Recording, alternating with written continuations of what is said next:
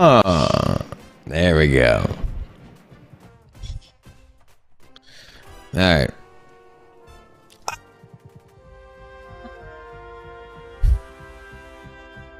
Y'all hear me now?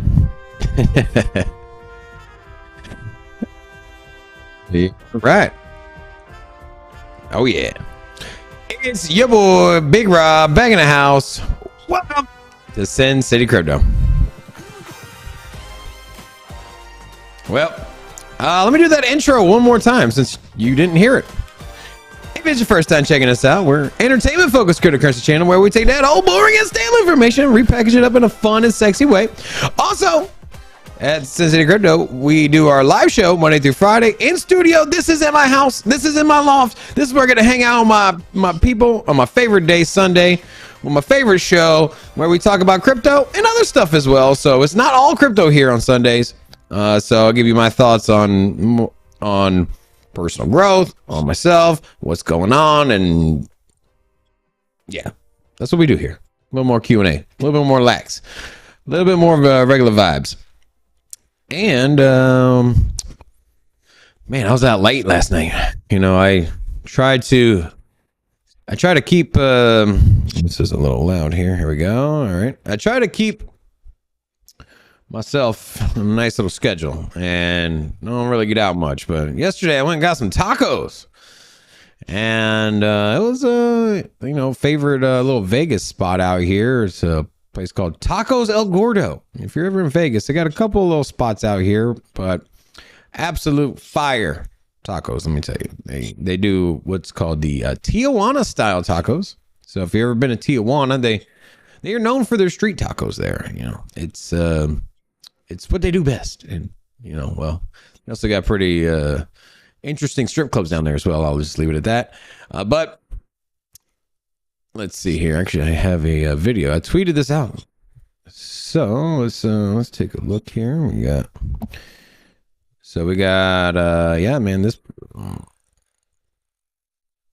this guy's over here making tacos. Place is bump at 2 a.m. Super packed. And then this is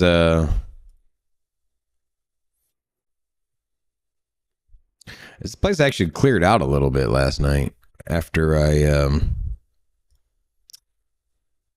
we got there. Yeah, we waited in line for like 20 minutes to order some tacos and turn around, it's like half empty. But anyways, if you're in Vegas, you want some good tacos, good place to check out. If you are new here, say hello, so I can jump an hola back at you. Or if you just normally are quiet, say what's up.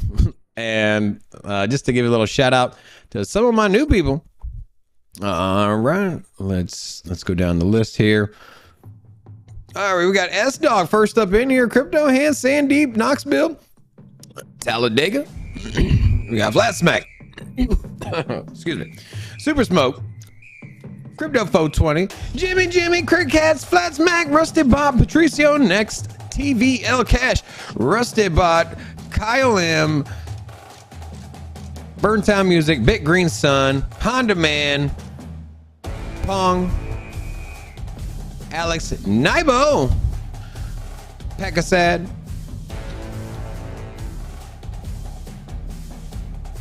and Wes Salazar, and LD Zuno, Sucret, Orange Blood 21. Got a couple of new people in here. If you are new, say hello. And we also got Crypto Reefer. Hola!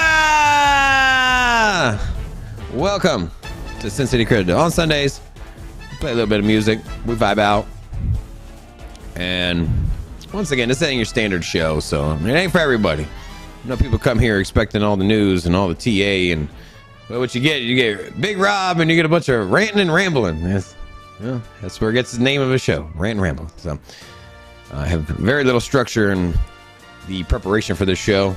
It's normally done by David. He's the storyboarder, content guy. And that's for a reason, because I get off track and I ramble. That's what I do.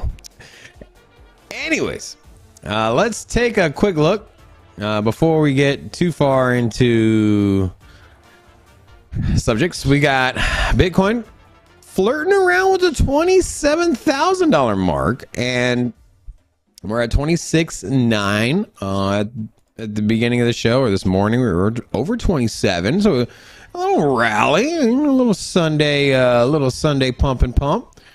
Oh, hold on a second. Time out. I want to give a big shout out to all my moms out here. Happy Mother's Day.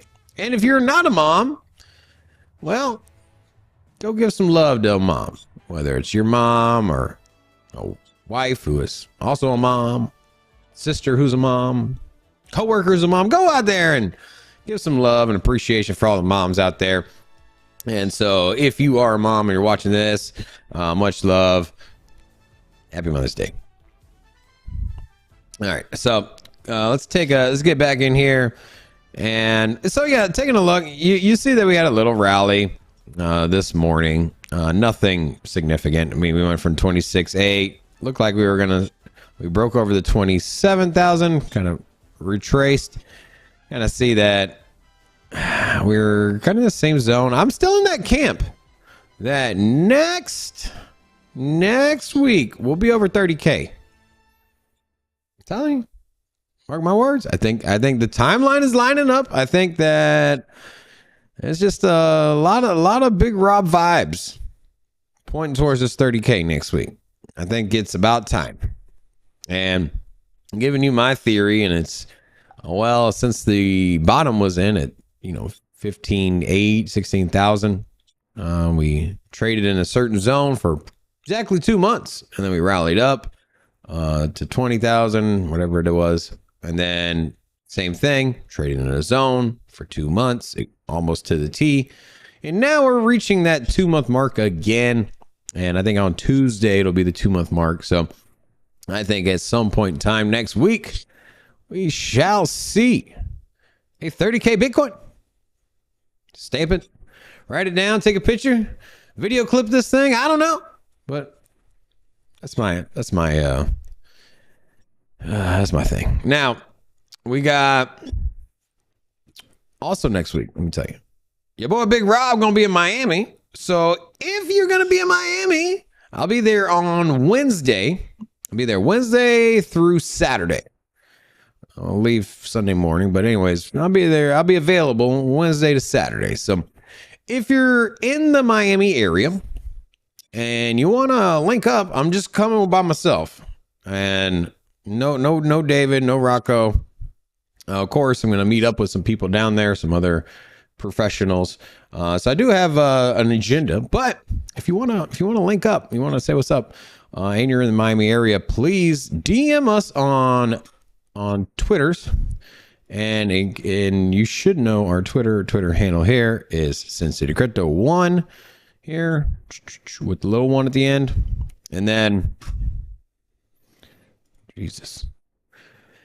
All right, and so yeah, come say what's up. If you're gonna go to Bitcoin Miami, let me know what's up. All right, the chat seems to be a little quiet right this moment. Let's get this thing going. Let's get an Ola chant going on, and I'm gonna put the first Ola in here. There we go, and oh shoot, and then also I got this here. Orange Blood says, I'm literally eating taco El Pastor and a chicharron taco. Real Mexican tacos. Yeah, man. The Pastor ones are so fire, man. I can't. Those things. Like, you got to get the good ones, though. Like, if you get Pastor and they're like slicing, if you guys aren't familiar, the Pastor is the one where they have the meat spinning on the stick there, or, on the spindle. And the way you know if they got a good Pastor is if that spinner is juicy, right? You should see a lot of colors and juice. And as this guy's cutting it down, you got to see that thing just like leaking. That's where it is. You got to have nice little contrasting colors. You got to have the seasoning, which makes it red. And then oh man, so good.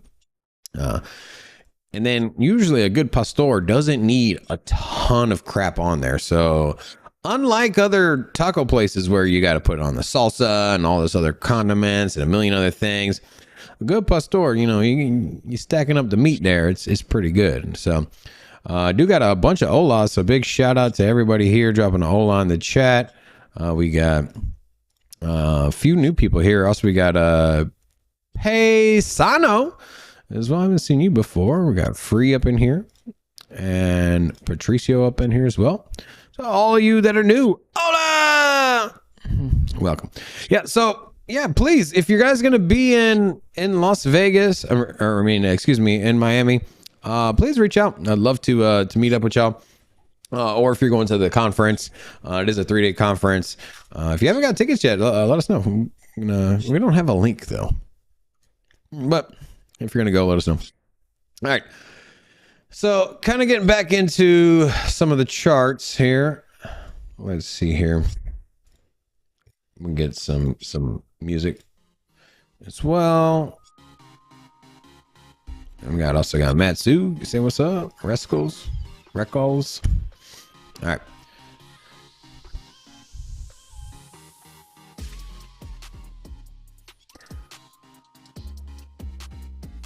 All right.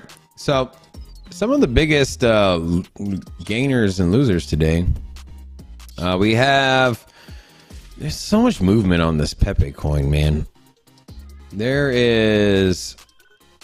When I started the show, this thing was down 5%. Now it's up 4%. So big rally here in the last 1 hour on Pepe.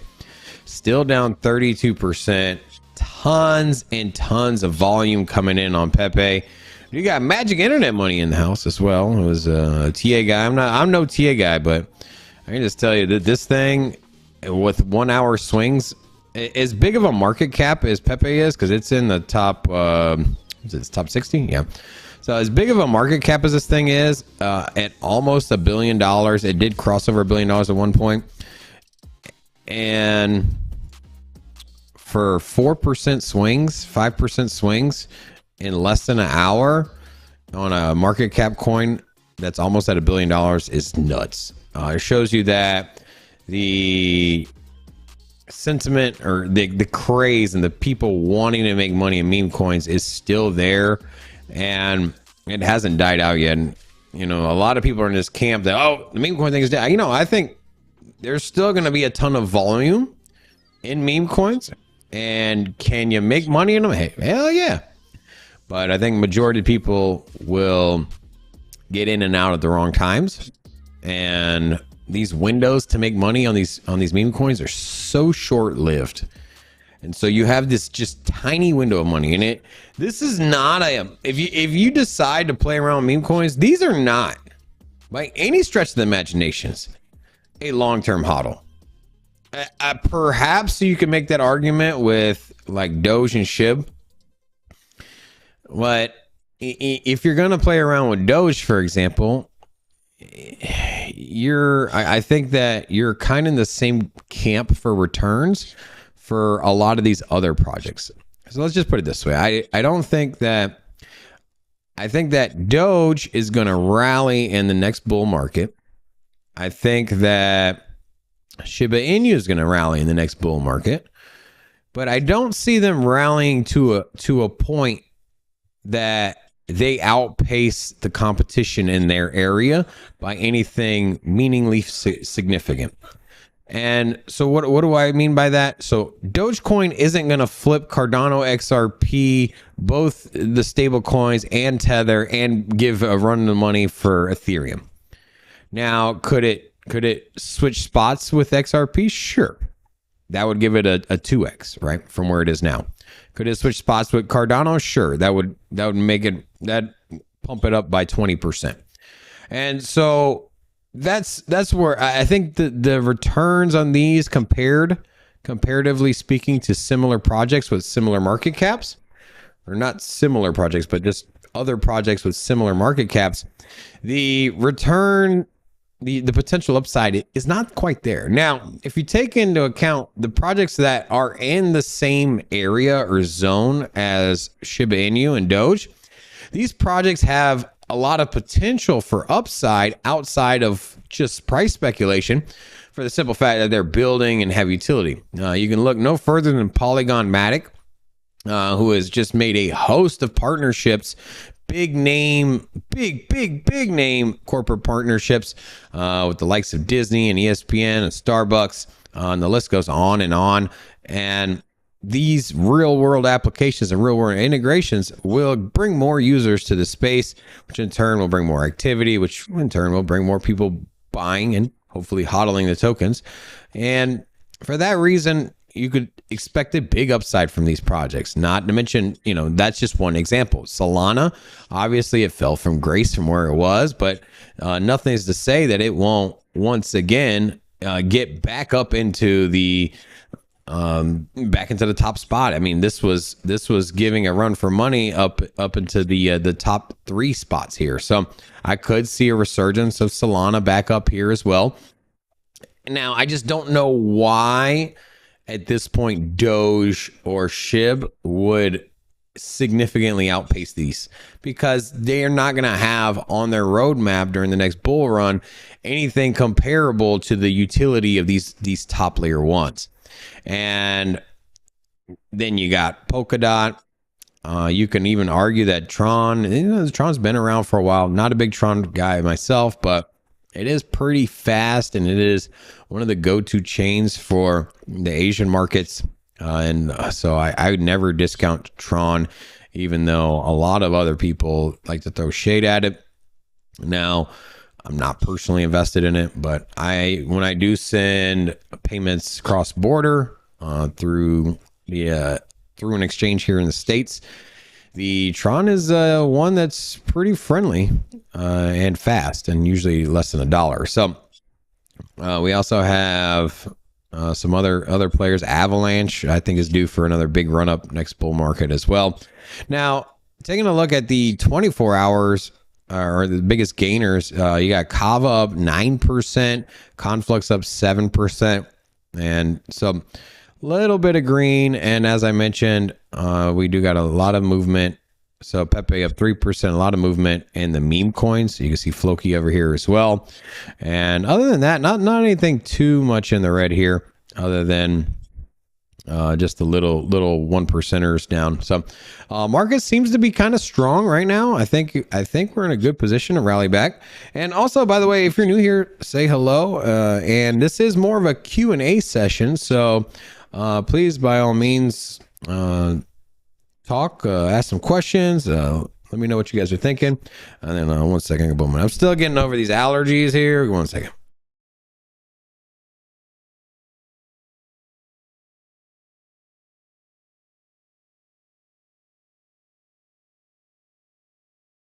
So these allergies have been whooping my ass. All right, so let's take a look here.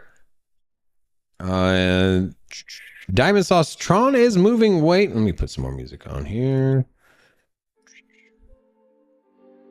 And then, oh yeah, any thoughts on the impacts of Pulse Bridge? Now, I saw that the price of Hex has dumped pretty heavily.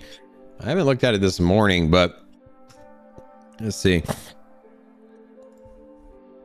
Yeah, you can see. So this is a lot of the liquidity.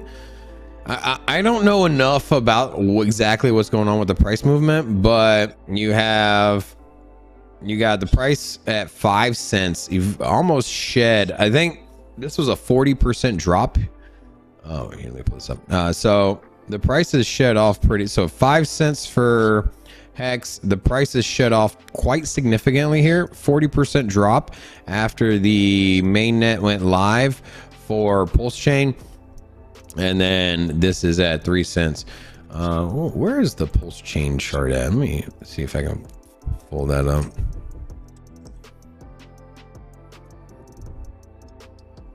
Where is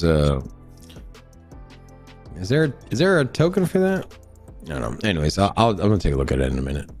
If you know the token for PulseChain, put it in the chat.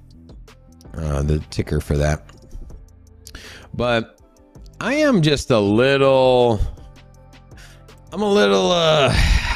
still concerned about the Hex project. Pretty concerned. It doesn't wow me by any means. There's a lot of red flags and concerns. Now, I'm not saying that the project will be dead and it's useless, but I will say that I don't exactly trust Richard Hart. And a lot of it is that we like transparency in blockchain, and that's why the ledgers in blockchain are usually open source and auditable, and we like the outside of Bitcoin and a couple other examples, new projects out here. We like to know who the founder is. We always hang our hat on this. What is it? We want to do your research. We want to know who the founders are. And with Hex and Richard Hart, there's just they're cloaking a lot of things behind the scenes. And so we were sacrificed, to get into the Pulse chain. We had sacrificing where you would send your Ethereum to an unknown wallet and it would just disappear. And there's no sign. It wasn't a burn address. It was just a random Ethereum address. And the speculation is that it just went to Richard Hart. No, that's just speculation. But Richard Hart has come out and hasn't addressed what's up with that wallet. And not to mention, it's not really a good look that he's out here buying all this crazy flashy jewelry and clothing all the time. And so anyways, I don't know. I like transparency. I like honesty, especially in crypto. I like being straightforward, not beating around the bush. And I don't like that. I don't like how this Pulse chain launched with the sacrificing. Just wasn't for me. So now, with that said, there are plenty of projects that did launch with anonymous users that are more privacy focused, that aren't 100% transparent, even projects that we endorse and we're fans of. And, so I'm not saying that that's a death sentence, but it is an area for concern, even for the projects that did do this in the past that we're fond of. But, it is what it is. So just part of my analysis when it comes to Hex. So I got the ticker here. Let's pull this up. Oh, so it is this one here. Okay, let's see here. And we got Pulse X. So this is sitting at 0.5 cent. So this thing's rallying, huh? What's the 1 hour charts? That's it, huh? So it started at 0.0004, knocked off a zero. So essentially it is 10x. So it's roughly like 15x, somewhere in there. And yeah, so I mean, I don't know. So you're having a lot of tokens leave the Hex network, which you saw the price of that. I don't know, man. This right here is supposed to be the smart contract functionality for the Hex ecosystem, which, from my understanding, was just a straight fork of Ethereum that is supposed to be faster, more scalable, and cheaper. So take that with a grain of salt there, because yeah, I'm not too sure. So anyways, let's take a look here. I'm gonna give a little shout out to the chat. You said, Honda Man, can you really sell it though? Is there liquidity? Well, let's say, yeah, there is liquidity. So this is the contract with, was it Binance? Right? No, let's see. What was the contract for this? Oh yeah, Binance contract. So $500,000 worth of liquidity. So yeah, I mean, that's not a lot for a project that has got this big a community, and Destroyer says he sacrificed 2K into Pulse X like a real degenerate. Hey man, you know what? There's a lot of projects that when I look at them, like, ugh, I don't know, I don't like that, and I didn't get exposure to it, and then I just kicked myself in the butt later on. And so I'm not sitting here trying to preach the gospel and say don't touch this, don't touch that, but I'm just giving my personal how I've approached Hex, and I don't like the locking up either. Yeah, I know. Hold on a second.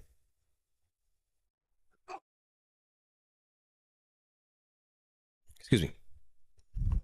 So I remember during the bull market, one of the things the last bull market to 2020, one of my buddies was like, man, I'm up 50 grand on Hex. And I'm like, damn, bro, that's nice. You know, one of my personal friends, and who doesn't have a lot of exposure to crypto. And I was like, oh, you should take some profits. You should, take off the table what you put in. Cause I think he said he put in like 5 grand or something, or like 3 grand. And his reply to me was, oh, I can't. I'm like, well, why not? He's like, well, it's locked up. I'm like, oh, okay. I'm like, well, how long is it locked up for? He's like, oh, like 7 years. I'm like, 7 years? Like, you can't remove, like, you put in 5 grand and you were just like, I'm cool for 7 years. Like, I can't even remember what the hell I was doing 7 years ago. I was like,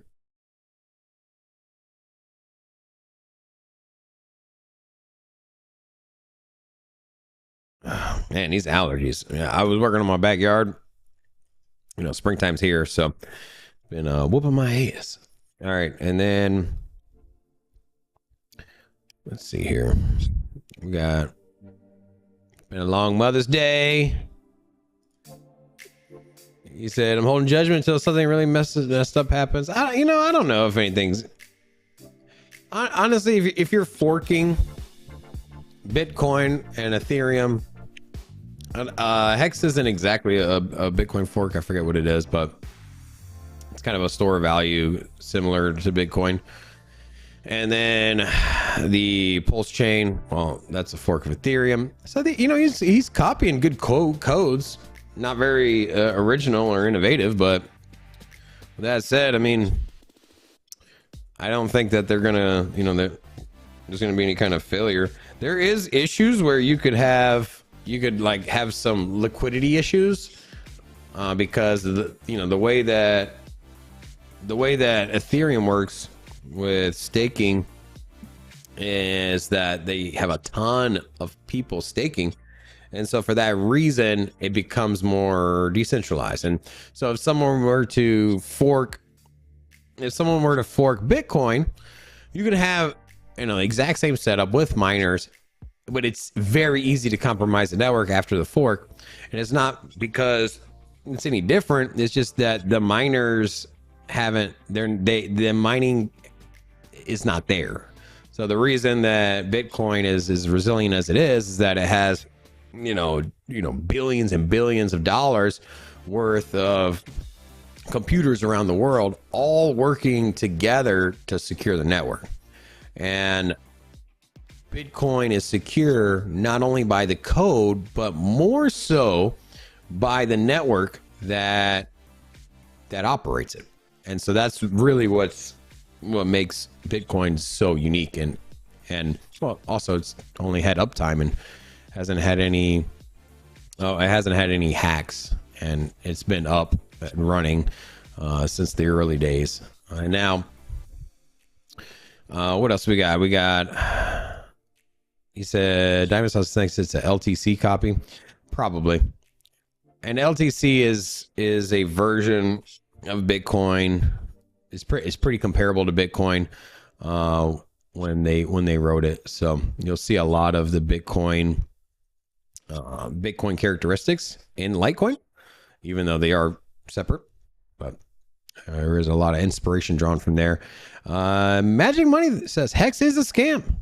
Helped you with your words. Okay, thank you. I don't know if I'd go out there and say it's a scam, just because I think that there isn't a lot of fact 100% like, here's your evidence, this is why.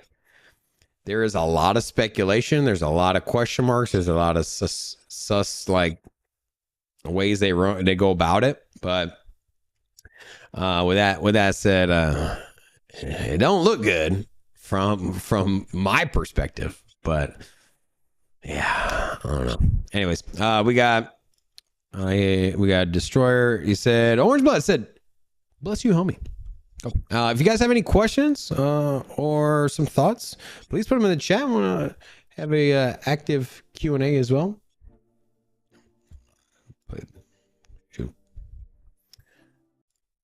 And what are you guys planning on doing today on Sunday? So, me, I got some laundry to do. Also, that new Zelda came out. So I've tried to scale back in playing too much video games. And yeah, you know, I don't want to get sidetracked. You know, I got my objectives and my goals, my mission, trying to grow this channel. A lot of things I'm trying to get done. And so I've kind of put video games on the back burner. I'll play some games here and there, but giant Zelda fan. Zelda just came out 2 days ago, and so I had to pick that up. I bought the new Switch OLED, and I figured I'd play something when I was out on the road trip to Miami, while I'm on the plane and kind of hanging out in the hotel room. Figured it'd be a good time to get my Zelda in. Jimmy says building Legos today. Big Lego fan myself, man. I got about 4 different kits I'm working on. Crypto Hands is also doing some gardening, and that's just why I got this cold. Diamond Sauce says, I have thoughts on ETH not finalizing 2 blocks. Most probably don't know this. Yeah, so with ETH, they did have some issues with on the Ethereum network on successfully validating some of the nodes. They had downtime for about an hour yesterday, and I think I talked about this on Friday. A little concerning that we're having some consensus, and I don't know the exact. Let me see if I can't find the exact article, but because there's some issues with Ethereum now, while the crypto market's in the bear market, it's kind of concerning what's going to happen when we get into the bull market, right? And you know, we have a lot of meme coins on the rise. There's some NFT buzz, and here's an article here. I haven't looked at this. We'll look at this together. So Ethereum's beacon chain updated after finality issues. So Ethereum core developer released patches for Prism Labs and Tiku clients in response to beacon chain's issue preventing block finalization. So it had 2 issues, one outage lasting 25 minutes and then another one for an hour. And that was the one yesterday. And it seems that they have patched it. Remember, Ethereum is very complex, smart contracts, lots of different moving parts, not quite as simple as a consensus mechanism for Bitcoin. So these are to be expected, but it is concerning. I will say it is concerning that, we're in the middle of a bear market and there's not a lot of transactions and we're getting hiccups and issues. Maybe that's why they delayed the Ethereum hard fork. Remember, they were delaying it. It was supposed to go live throughout 2020, 2021, 2022. And, it did go live at the back end of 2022. But it's just very interesting how it got delayed through the bull market. And maybe that was intentional. Maybe they were waiting for the throughput on Ethereum's network to calm down a little bit and to release. And now you can kind of see why, because they're having some throughput and block finalization issues while it's slow. Well, it's not technically dead slow because we got the meme coins, which is, I think, part of at the core reason what happened. But you know what? This thing's going to scale up by a 10 to 100 times as much transactions in the next bull market than it is now. So we need to, we need to get the resiliency on Ethereum up now. All right. So getting into a couple articles here, I want to cover, let's see here. I want to get into the Doge thing, or not Doge, but what is it? The meme coin. I don't have an article on it, but there was a study I was reading. So with with the Pepe coin, it actually had more social media buzz. And the only reason I didn't pull this article up was that they didn't have any data like, oh, this is how many tweets or mentions. But there were a couple articles that were mentioning that the virality of the Pepe token and how it had surpassed Bitcoin and Ethereum on mentions on, the internet. It's kind of interesting, man. I did see on Twitter that it was trending last week, which is crazy. And because you can see, let's see here, what's trending. You can see what's trending here in around the world. Oh, look at this. BitBoy is trending in business and finance. My man's trending. Yeah, he's been beating this Ben token pretty hard. I don't know much about it. I know that one started off as a meme coin, and now he's I think picked up most of the liquidity and taken over the project. But it has not stopped the trolls out here from beating the scam drum, and not to mention there's a lot of people that are really hyped up behind Ben, the token. So just kind of curious to see where it goes. I'm pretty neutral on this, on the Ben token, just because I don't know much about it. I am a big fan of Ben. I think he's one of the leaders in the YouTube and content creator space, and very successful at it. And he's one of our buddies. So yeah. With that said, it's kind of interesting to see what's trending. All right. So let's get into some articles. So we got the pros and cons of Bitcoin related to BRC-20 tokens, and this is coming out of Bitfinex. They had a report. And so here you got, according to data, so the BRC-20 is kind of like the ERC-20. It's not the same though. The ERC-20, I just want to clarify, is a, the smart contract NFT token of the Ethereum network. There's nothing smart contract about the BRC-20. It's just, it does hold the metadata for these NFTs.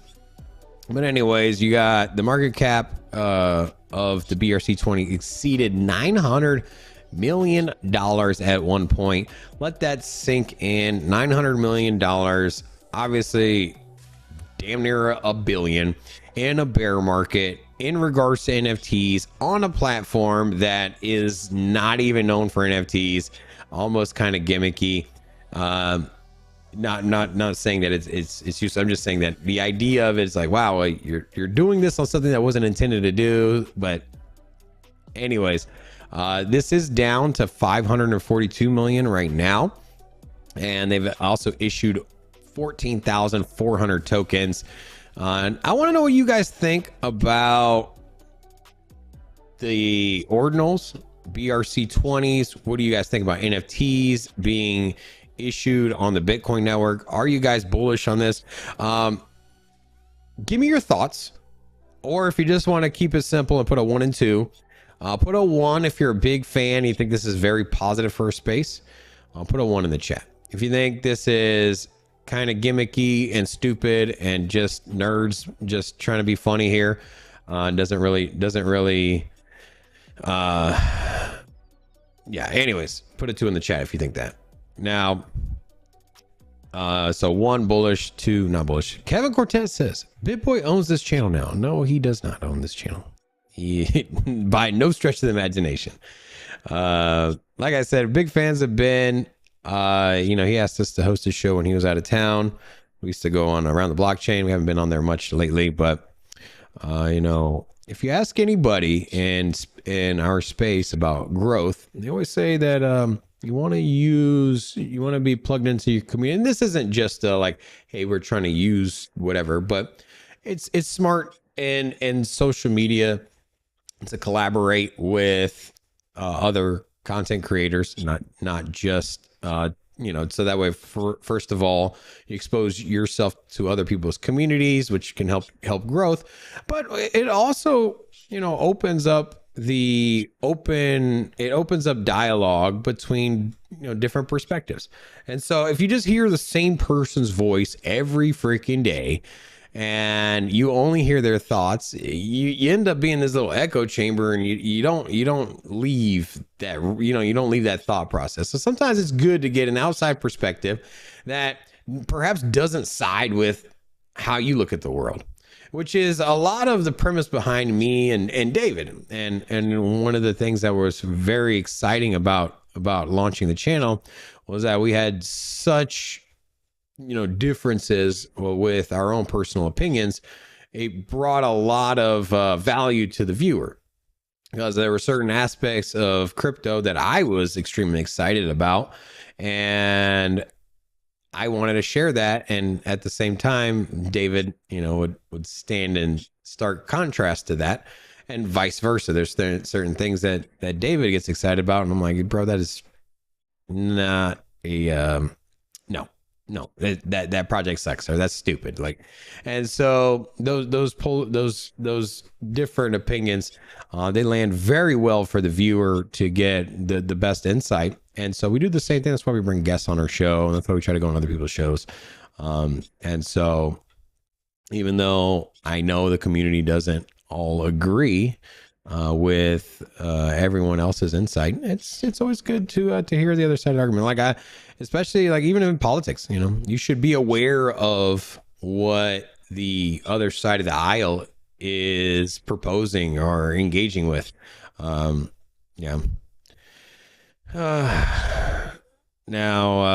you don't like him at all, huh? Yeah, I didn't say anything besides he had a token, man. All right, calm down, brother. I just said he launched a token. All right, we got Mr. Kennedy saying it. Rob, we trust.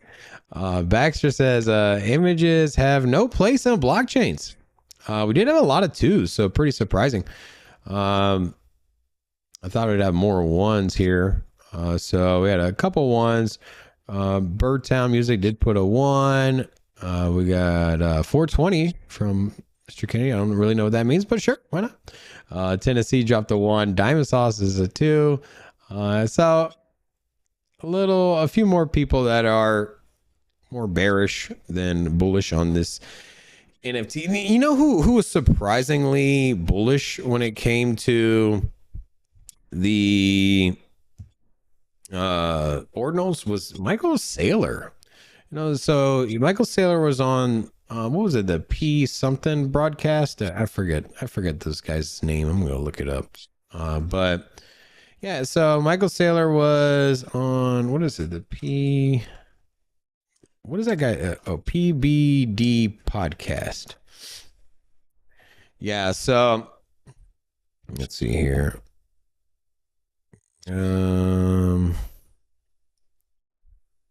Yeah, so this podcast here. And so on this one was went live about 5 days ago. If you haven't had a chance to check out this podcast, really good Saylor interview. Saylor a lot of times has deep conviction for Bitcoin to a point where he just is 100% all in. And why not? He's a man with a lot of money, and he's responsible for a lot of money. Because a lot of people, there's companies and also thousands of people that are invested via stocks and investments into his company. So he's managing their money. And, if I was managing, billions of dollars worth of other people's money, I think I'd probably be as convicted as he is when it comes to crypto. I probably would diversify outside of Bitcoin, but you know what? You can't be mad at the dude for that. With that said, So this interview, there was a interesting point where, you know, he's all about Bitcoin and not so much about altcoins, and you know, it's all about the miners. And I thought that he would have a stance that opposed ordinals, and it was actually the opposite. And so Michael Saylor was saying that the Bitcoin hash rate being as high as it is, the transactions being as high as it is, the profitability for miners being where it is right now, is that this is all bullish for Bitcoin. And I had brought it up last week, and if you think about this, at some point the miners are going to have to come off of the standard where they're relying on Bitcoin rewards to survive, because in about 100 years, there's going to be no more Bitcoin rewards for the miners. And up until that point, it's going to be diminishing returns on how much Bitcoin you get. So compared to the amount of network, because you got the 21 million coins.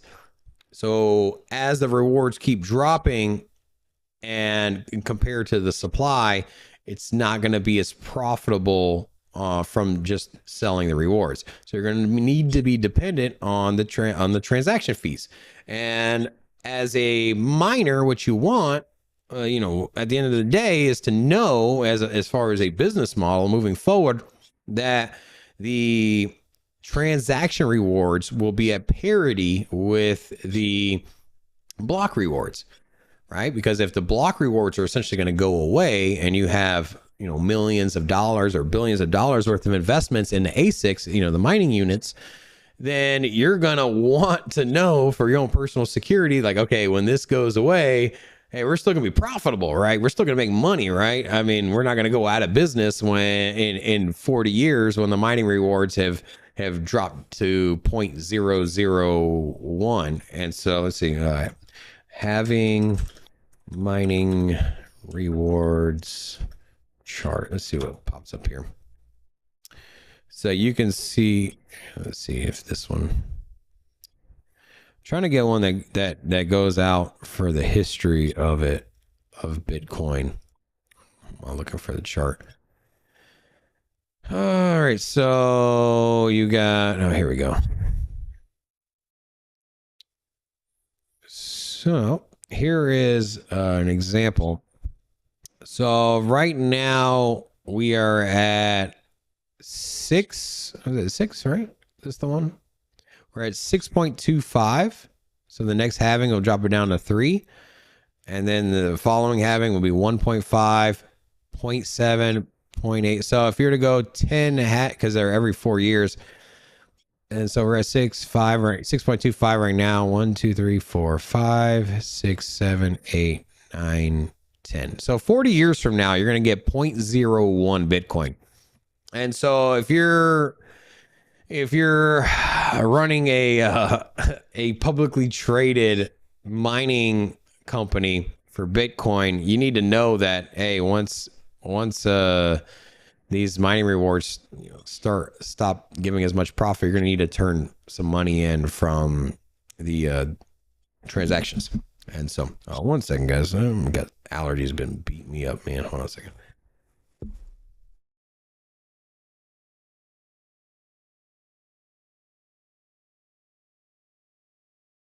All right. And we did have a super chat as well. So we had Paint for Life says thoughts on Algorand and next bull market. And also it's a big shout out for that super chat. So Algorand next bull market. I think I like Algorand in the same way that I like all the other layer ones, kind of in this little zone. Let me find Algorand here on the market cap list. Where's it at? Algorand number 41. Oh, man, you know, I'm pretty bullish on Algorand here. So take a quick peek at Algorand, 16 cents. And for Algorand's all-time chart here, you can see that came out in 2019. So this came out during right after the ICO collapse, This came out like right before the ICO, you know, kind of collapsed. Anyways, it collapsed out here, traded in the bear market, which is, it's just pretty bullish because you had the ICO craze in 2018. This came out afterwards, which is kind of surprising because Algorand had a lot of support from Gary Gensler because they were at MIT. And he had spoke very highly of Silvio Mercalli, the CEO and founder of the Algorand. I forget the name of their foundation. Is it? Oh yeah, it's just Algorand Foundation. So yeah, the founder of the foundation. And anyways, it in more recent news has been lumped into this. It's a security, which is not the first time we've heard of it. There has not been any official lawsuit or Wells notice that we're aware of when it comes to the Algorand Foundation. But it through proxy in the Bittrex lawsuit was that the SEC had issued against the Bittrex was that a couple of their tokens were traded as securities, one of them being Algorand, Dash, and a couple other ones as well. But Algorand does have a pretty strong presence in the CBDC side of things. So if you take a look at where it is on the market cap list, so coming in with just a little bit over $1 billion market cap, Algorand does have a CBDC partnership with the islands of Jamaica, I think it is, and operating a very, very small economy there. Just to take that with a grain of salt. They're very present in Europe as far as using that for a crypto blockchain for CBDC movement, and for that reason, I'm very bullish on Algorand. I think for where it is, comparatively speaking, I think that this could give a run to the run of money for Avalanche. So,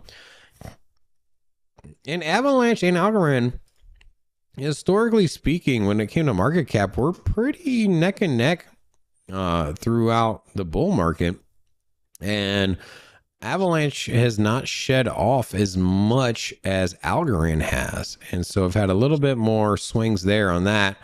So for me, I think that this can catch up to Avalanche, which would put it at basically a 5x, and that's just to catch up to where it is now. And so all of the crypto markets kind of move in unison like a big wave. And so in the next bull market, I would expect to see Avalanche upwards of $100.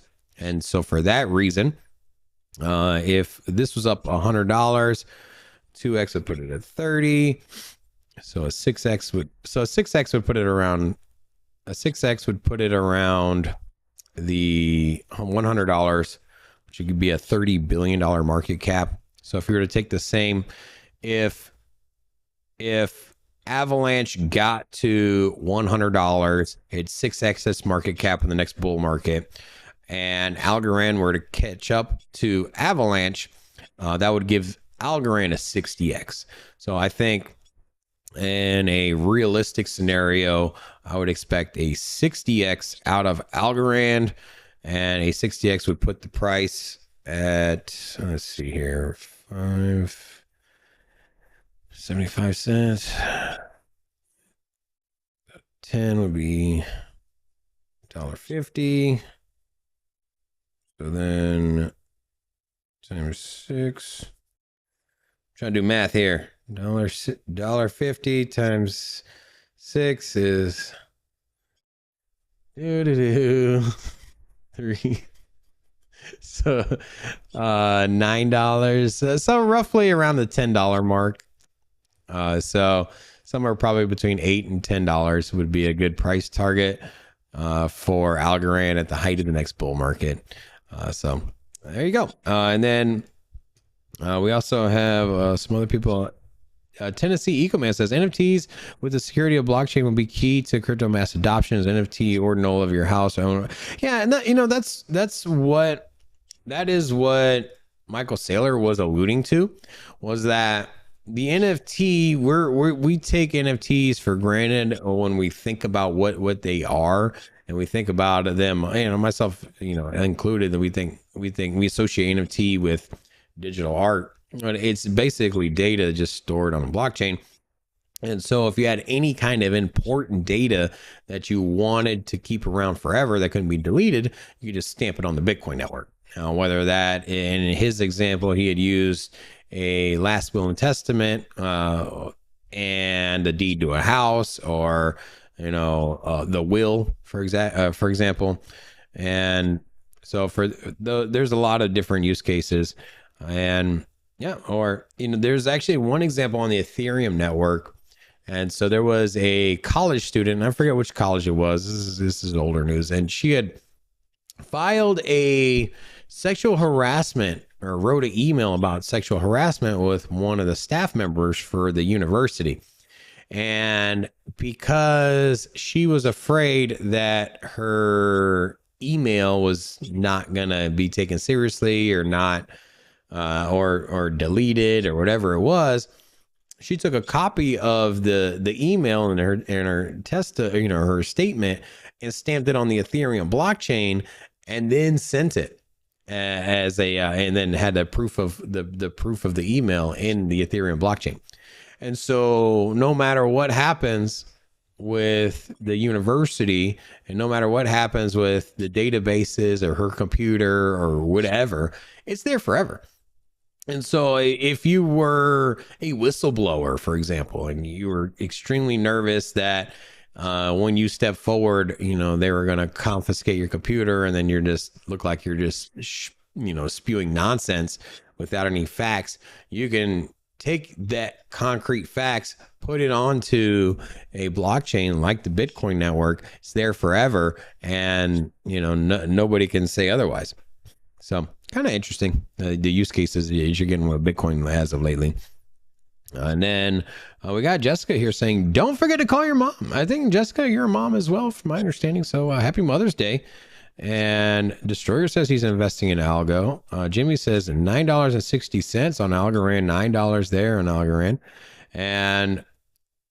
And Flat Smack is making fun of my my math here. He says 2 + 2 is actually 5 now.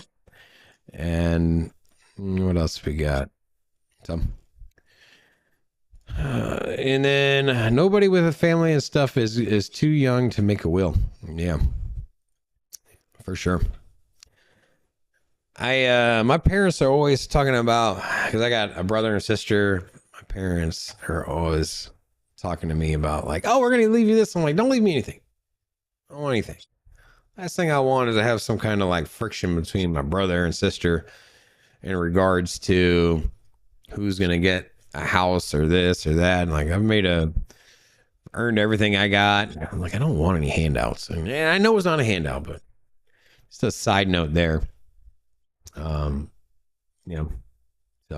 can't be a Sunday Rant Ramble without a little bit of that 80s music, though. Goes out to Jessica, big fan of the 80s music, and it's Mother's Day, so I figure I'd bless her some 80s music. So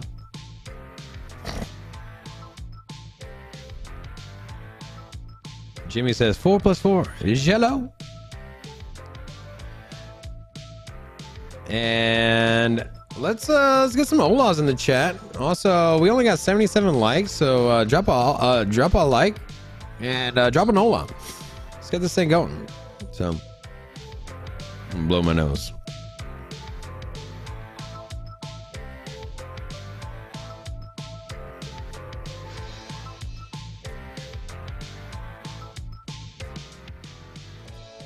All right. And my hero says, look up holographic.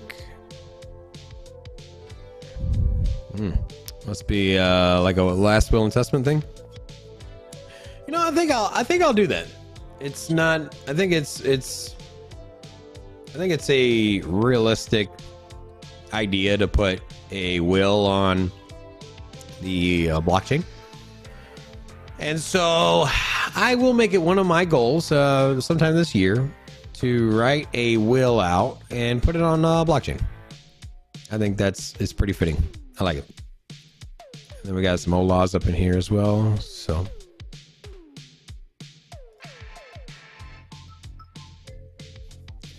excited about Bitcoin Miami. Get to go hang out with some peoples. We got Big Mac up in here. First time. Hola! So what else is new, guys? I didn't have much prepared for like a deep thought, and so I didn't really have any like big pressing like thoughts or issues. And if you guys are looking for some alpha on, you know, personal growth, I would just say, you know, just work hard. You know, at the end of the day, if you don't know your direction or what to do, nothing really beats hard work and staying motivated. Complacency will kill you. Literally, it'll kill you. And I'll say that, you know, we're looking for convenience, and ease of use is like the top thing for people, right? And it's genetically, we're incentivized to take the easy route, right? Because then at that point you can focus on a more pressing task. So if you're in the caveman era and you're spending all day trying to light a fire, or you're spending all day trying to figure out how to stay warm, you're spending, you know, a couple weeks to build a spear, whatever it is, then that's all your time is in there. But now if you have somebody that's building spears, and you have somebody that's building houses and clothing, and that is something you don't need to concern yourself with, and you have the expert village guy that can build fires, then at that point, when those things come easy, then you can focus on other things in life. You can focus on, hey, let me learn how to, you know, navigate the waters, and, you know, how to build a boat, and, you know, and so you can always advance yourself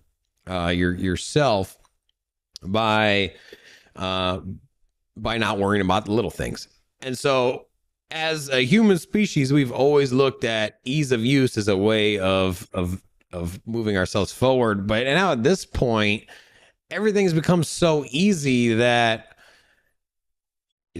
people have to like go searching for things that they can improve. And they really have to, instead of it being in front of you,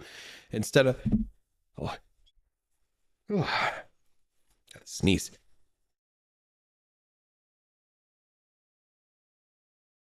Man, these allergies have been beating me up. So historically, instead of like, you'd always have things that you need to do. There's always like so many things that a human species needed to accomplish, that it just made life so much easier, and you could get those things done if these little tedious tasks became rudimentary and easy. And so that's why we always went for convenience, or to look for convenience. But now everything is pretty much damn convenient. So for you to progress and find something new, it's very difficult, because everything's pretty damn difficult. Like, why would you write a handwritten note and go deliver it by hand when you can just drop it in the mailbox? And, you know, why go to Walmart and go through the whole process to buy a pack of t-shirts when you can just buy the t-shirts online, just have it delivered? So, you know, we've gotten complacent in that way. So I would just say, stay active, don't stay complacent, don't be lazy. And yeah, so there you go. All right, so let's do a little Q&A. If you guys got any questions or thoughts, or anything you guys want to ask, personal life, or, you know, in crypto, yeah, put it in there. Love to go over those. We got GT says, thoughts on Jasmy. I've never heard of it. If it's something too small, I'm probably not going to cover it, to be honest with you. Take a look. But Jasmy, oh, actually, it's up there, number 128 here. I'll pull it up. So Jasmy coin. So number 128 on the coin market cap list, with a $229 million market cap. Taking a look at the markets for liquidity. Oh, it's listed quite in a lot of places.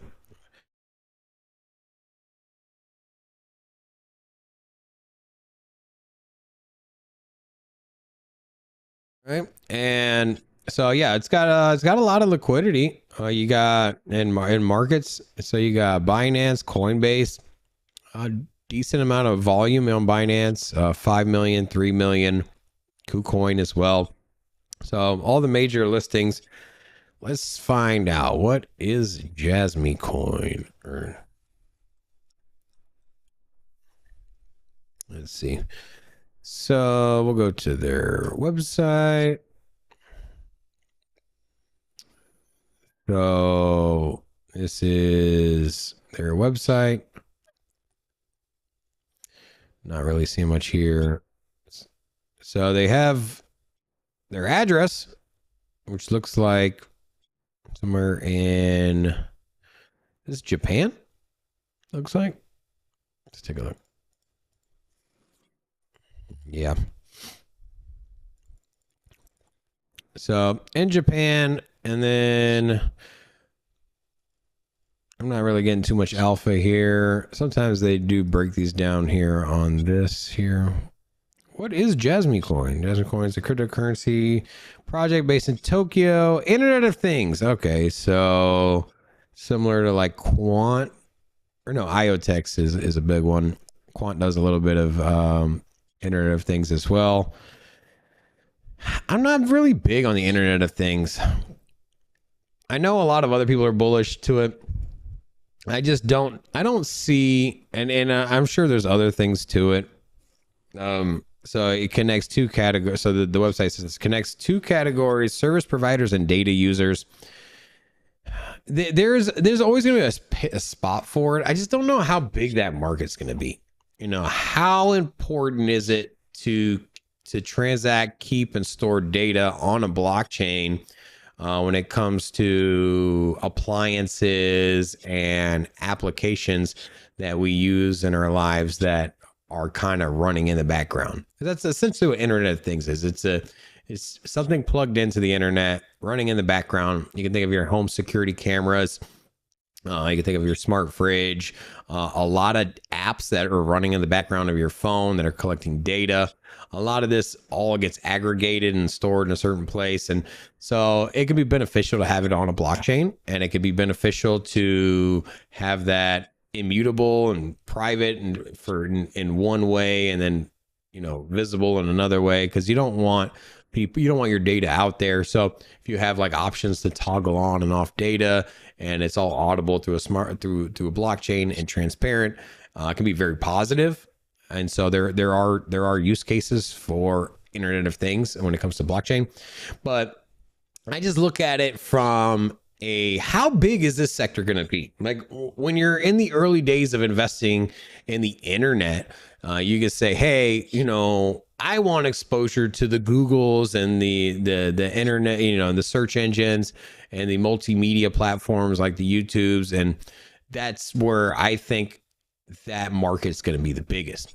Now, at the same time, if you're thinking to yourself like, well, man, the internet is going to be absolutely huge for, you know, a certain type of articles written from, you know, let's just say the comics that were in the newspaper.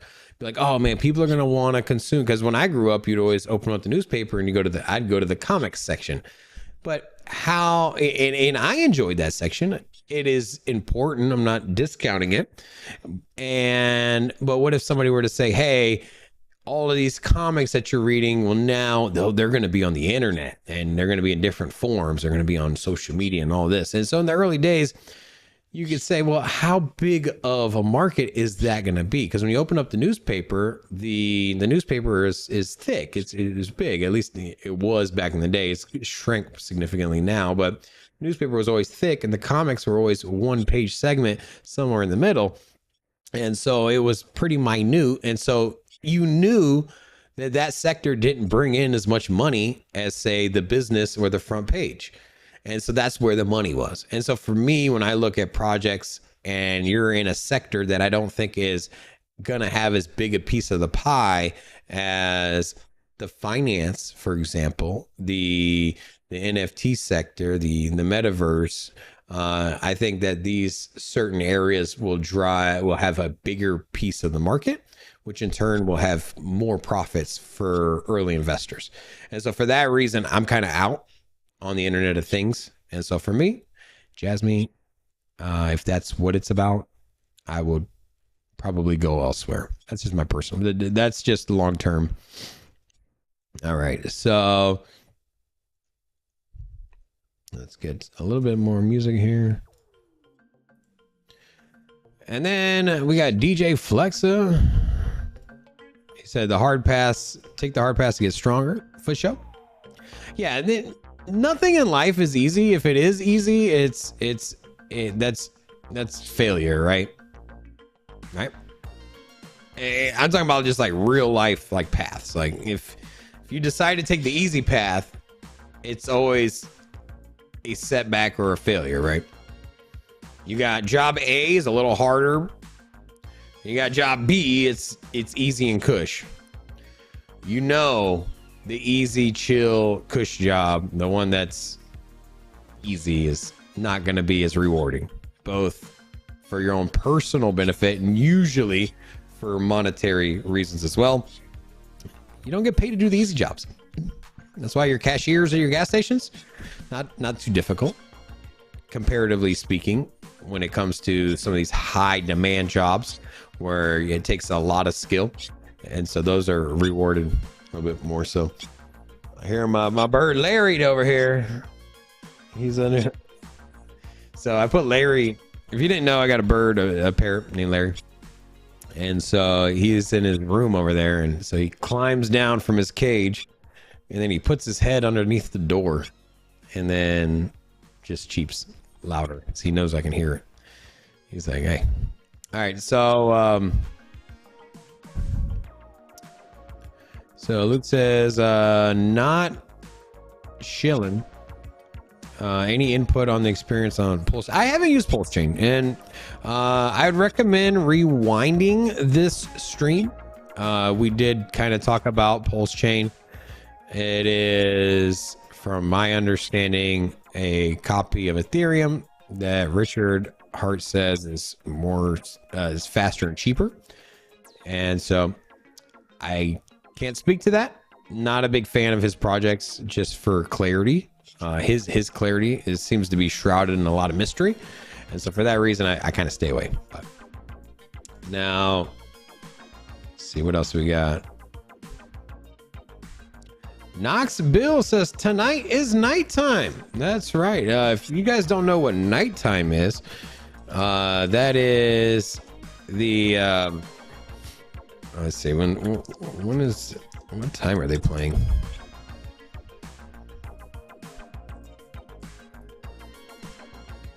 So the Golden Knights are going to be playing. Is it tonight? I didn't know it was tonight. Oh, it is tonight. They play against the Oilers.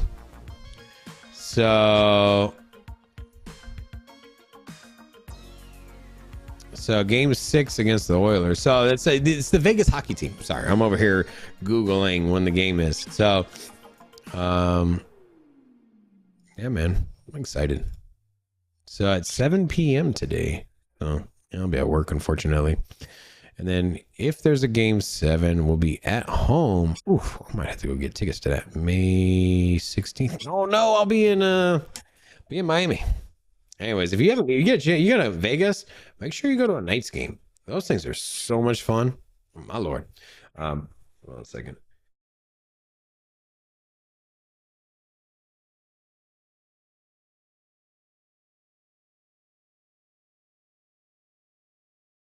So B Team Crypto says, I got a cherry tree. Any advice on how to take care of that beauty?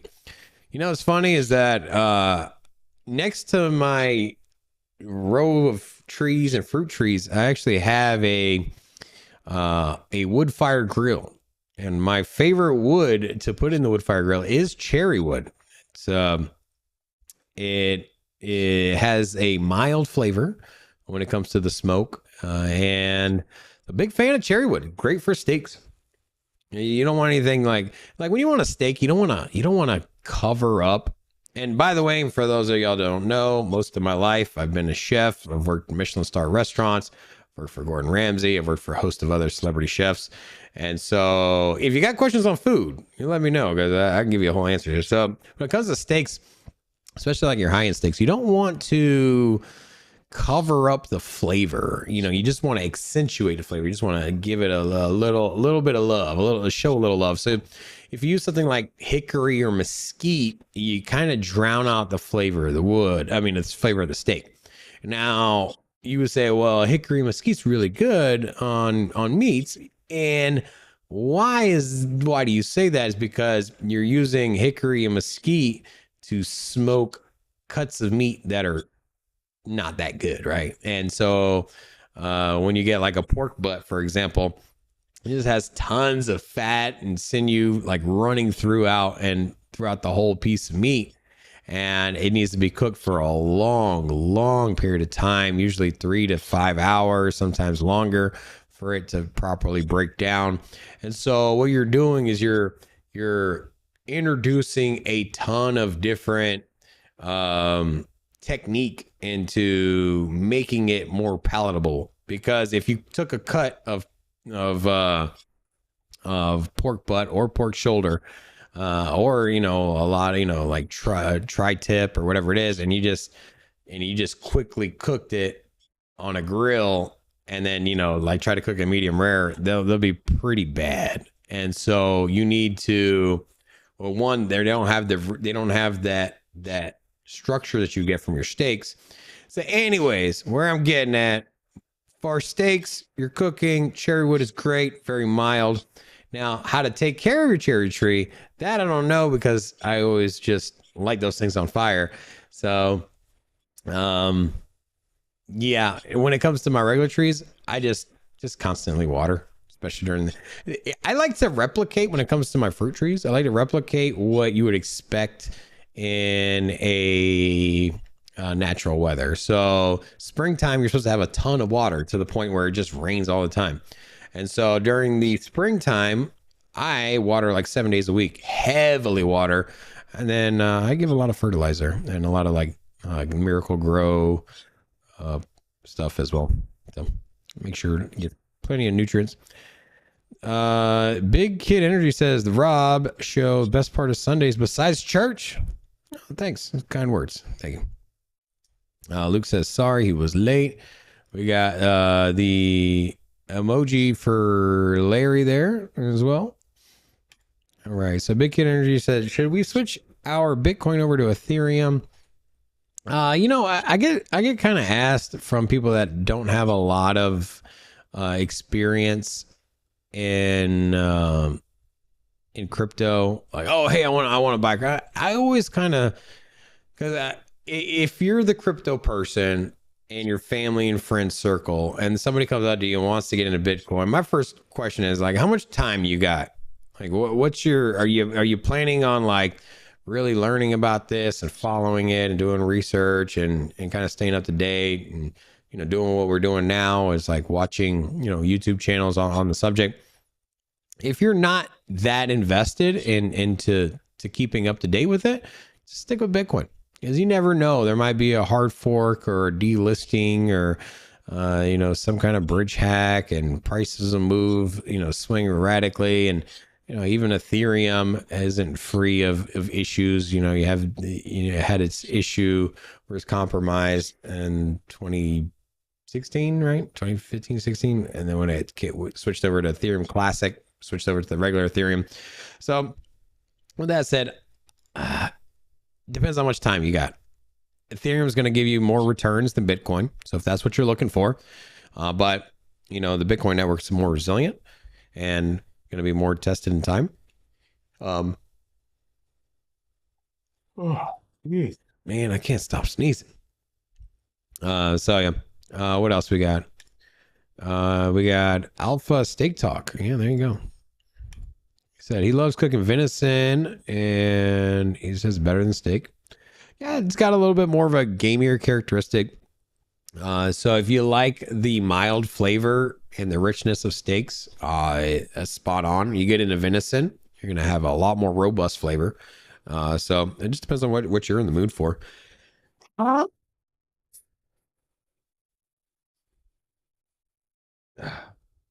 Jeez.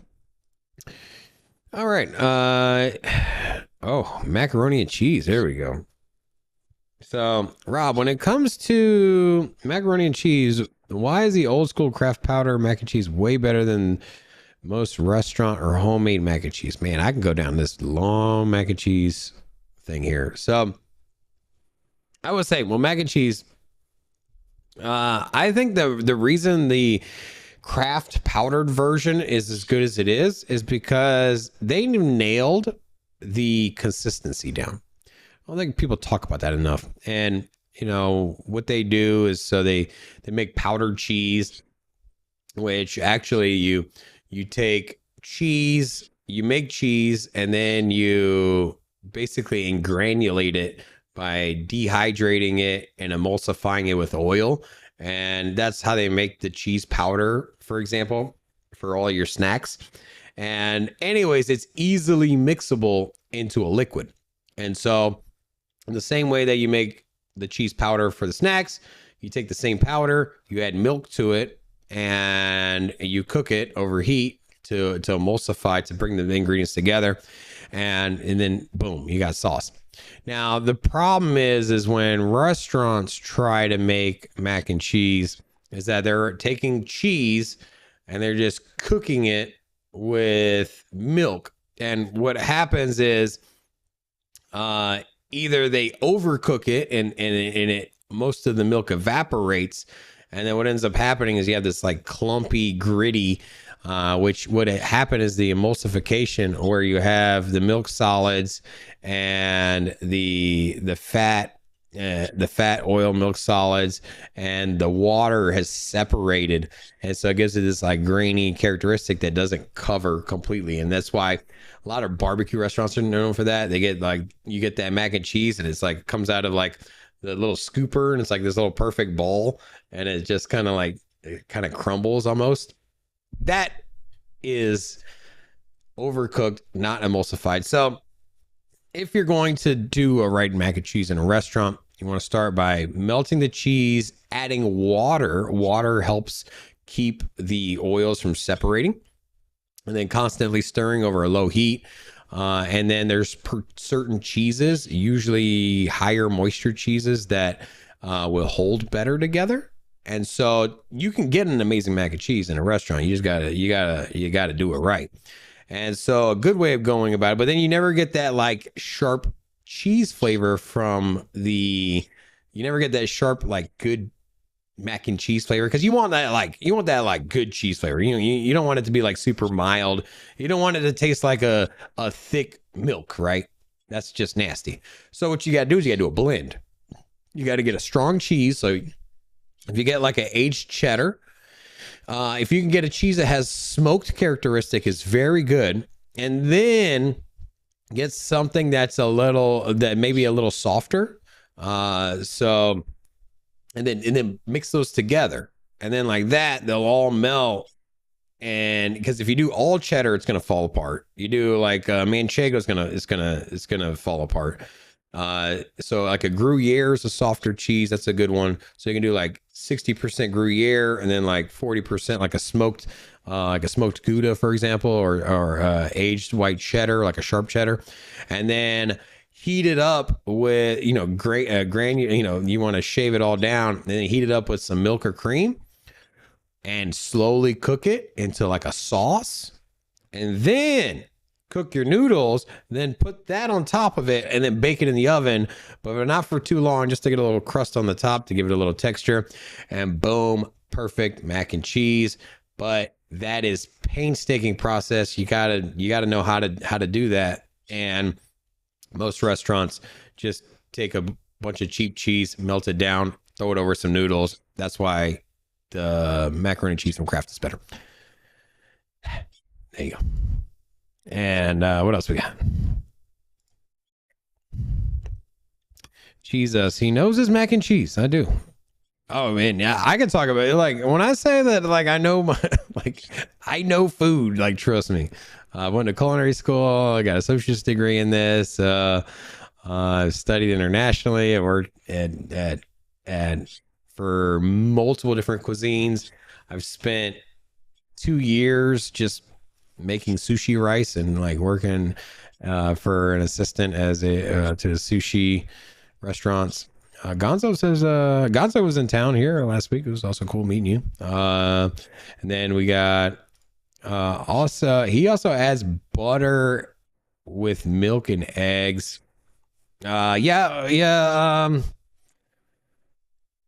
So butter with milk and eggs. I don't do the eggs though. You can find pastas that have eggs, and once again, eggs will give will also give that kind of crumbly characteristic. If you're gonna do an egg in a mac and cheese for some reason, I don't think it's necessary. But if you're gonna do that, I would only use the egg yolk, and I would stir that in slowly so you don't cook the eggs over a hot water bath. And then Gonzo saying next level. He said, do you add milk when you scramble eggs? Yeah, you can add water or milk or cream or half and half, just a little bit. And a lot of that. So and the reason you do that, technically people say, oh, adding a fat, you just add a liquid. And the only reason you're adding a liquid is because when you whisk the eggs, so you're trying to make like scrambled eggs. It's hard to get that good scrambled egg consistency because you got to whisk the crap out of it, right? Because you got to break up the egg yolk and emulsify that into the egg white. And by the time you kind of emulsify it, you get this like foam, like you've aerated it a lot. And so adding a liquid kind of helps it stay without frothing up too much. So it'll open it up. It'll make it more lighter without it giving like this weird bubbly characteristic.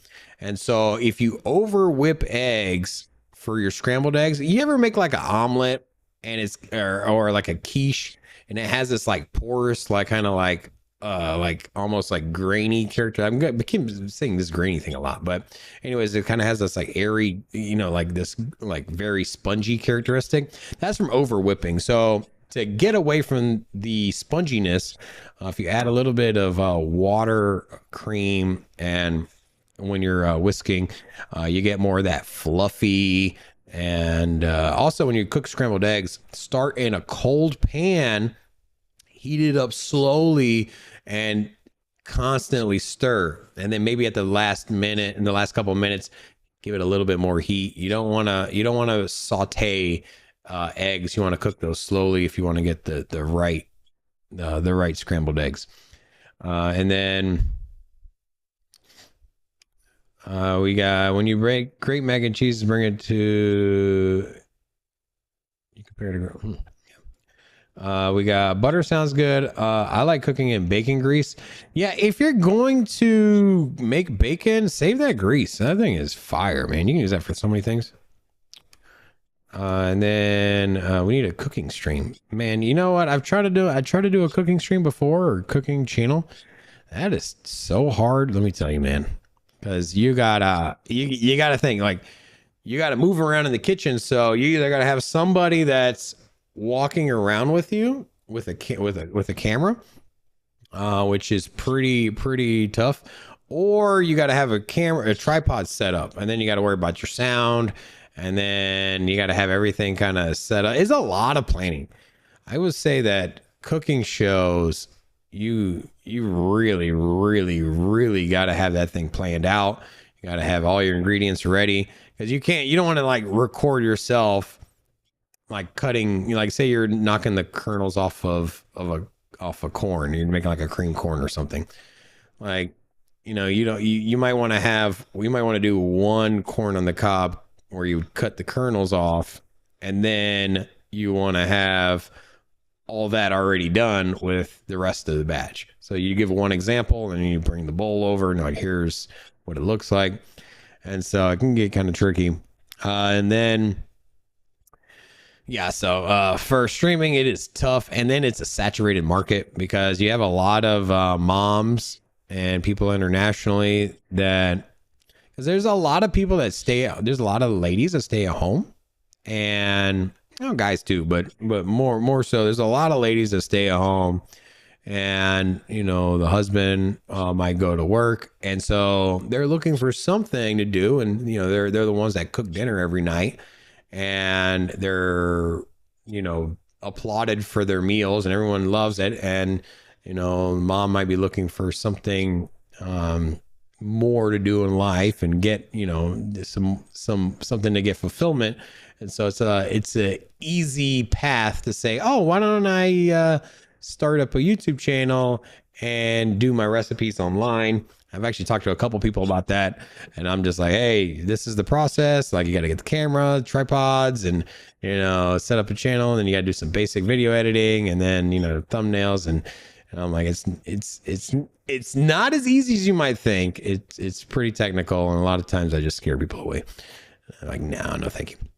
All right, guys, I got a lot of things I got to get done today, so I am going to wrap this thing up. It was a pleasure hanging out with all of you. Once again, thanks for hanging out with me and listening to my rant and ramble. Today's show was brought to you by Macaroni and Cheese. We got a lot of butter. Butter is great. BT Grindo says butter is king. Yeah, butter, usually you spend at least $3 to $5 on butter, right? Butter don't come cheap, but the level of butter, the next tier of butter up, is usually within $1 or $2. So if you're gonna go pick up some butter and you see that Walmart brand butter there, or the Costco butter, whatever it is, and you're paying $5 to $8 for that thing, and right next to it you have this, you have your Irish butter, you got your sweet cream butter, you got all these different butters out here. And I would recommend you pay that extra $2 for that good butter, because one, you can just eat it straight up on some toast, you can, and not to mention it's a great ingredient for cooking. So don't short yourself on the quality butter. And then flour, buttermilk, and buttermilk make different cheeses. Well, flour isn't in cheese, but everything else, yeah. A lot of the culture things. And then what do you do with scallops? You pan sear those suckers at an extremely high heat, preferably a cast iron pan, because cast iron pans will hold the heat as it cooks. And what you want to do is you want to get a crust, like almost like you want that thing damn near burnt on the scallop. Shallow oil, set it on there, high heat, just salt and pepper, and then flip it over and then cook the other side. Tilt the pan so it's at an angle, and that way the oil pools up in the bottom. Take a spoon and pour that over the scallop so it can kind of cook the outside, the barrel side of it as well. Hard sear on both sides. You want to cook to about medium in the center.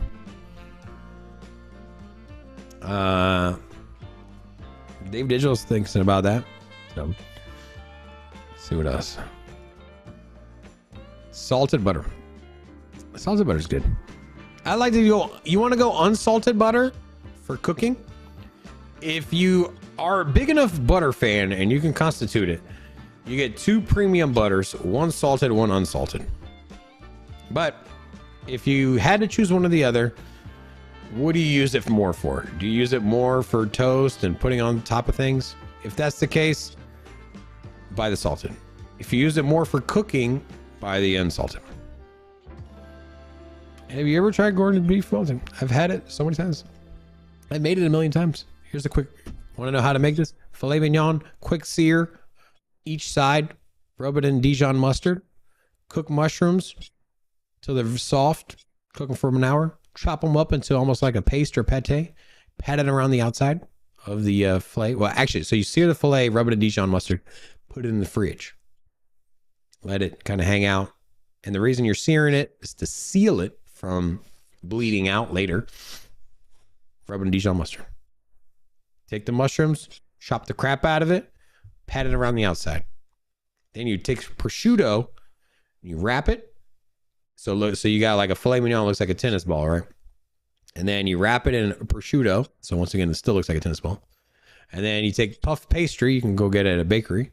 And then, which is like a thin dough. You can use like a croissant dough if you want. You can go to the store, get a little biscuit can, pop it open. The one that's for croissant. And then take that and roll it out with a pin, with like a rolling pin. And then wrap that as well. And you set the whole thing in the fridge. Actually, wrap it in a plastic wrap.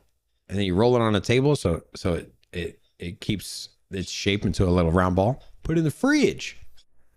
And then take it out, rub it in egg wash, and then bake it in the oven. Beef Wellington. There it is. All right. I will talk to y'all later.